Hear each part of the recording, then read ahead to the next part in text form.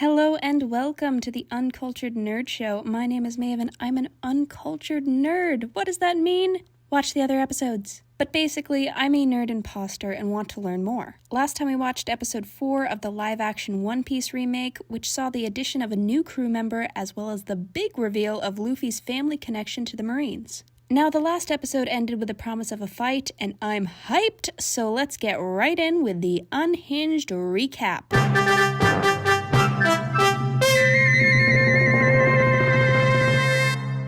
Flashback to child Luffy building a ship which Grandpa Grumpy destroys because he wants him to be a marine and not a pirate. In present day, Grandpa continues firing and the crew tries to fight back, but turns out they should have done some more training exercises and looks like Grandpa's a running back or whatever football position throws and just launches that cannonball. But OMG, also turns out Luffy is a balloon and just pops that thing right back at him. Kobe and Helmeppo have a moment and Grandpa is angry but also seemingly proud as the Straw Hat crew gets away. Luffy goes all super smeller in the fog, leading them to a floating restaurant and of course, it's time to eat. After a quick bribe, they get a table while the bear happens inside the kitchen. I haven't seen the show, I just get the reference. This guy's kicked off the line for his thinking outside the lines attitude, and holy shit, I'm guessing new series regular. Mostly because he was in all the trailers, but also, man, those are some nice kicks. And looks like someone's got a knife for Nami. Back on the marine ship, Grandpa calls in some help from Dick Turpin. And wow, does this guy know how to do an introduction fight. I guess now he's added to the list of people after Luffy. Speaking of Luffy, he's one confident dude who now has to work off the meal with 1 year of washing dishes while Sanji, hot cook / waiter, walks out and looks like Nami's also on her way out of the crew, guessing it's got something to do with whoever was on the other end of that snail phone. We get some useful exposition from Helmeppo about the pirate Grandpa sent after Luffy. Turns out Marines give amnesty to pirates in exchange for doing their dirty work,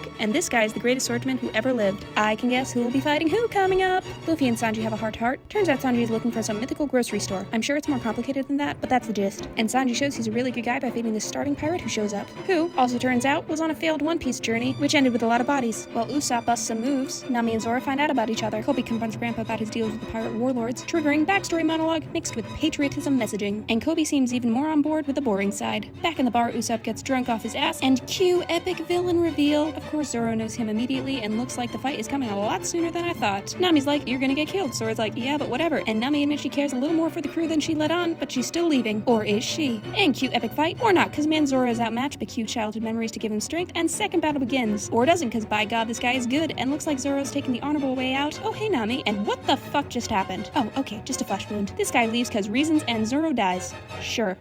This episode, like the third one, also feels like a part 1. Despite the big end fight being pretty awesome, the majority of the episode was character growth and introductions. Hello, hot guy, who I'm very much hoping will be joining the main crew, and I'm guessing is, because you were at a lot of the trailers. Sanjay is really cool, and seems like the Han Solo of the group. He's badass, funny, but real awesome. The other characters have parts of that, but he's got all 3. And I'm looking forward to seeing more of him, and maybe a romance, maybe not. But apart from that, I'm real curious what this mystical supermarket of the sea he mentioned is. That is a very bizarre addition to this world, and I hope there are more like it, cause I love a show that can say with a straight face, I'm looking for a hidden place which has every ingredient in the world, but no one knows if it exists, and it's my dream to find it and make the perfect dishes. And somehow it works. I fully believe that that is his dream. I'm laughing a little, but I'm here for it. This chef was awesome too. Even though he's probably a one-off character, he's another way I can see the anime influence giving the show its unique identity. It's the little character designs like his braid mustache that keeps the show close to its animated roots. Usopp was mostly drunk for this one, so not much going on there, but Zoro and Nami got a really great scene together where we actually found out some stuff about Nami's past. We've had flashbacks for all the other crew members, but Nami is still a mystery. There have been some hints from her reaction to the destroyed village in episode 2 and her talk about hating pirates. I'm guessing her village was destroyed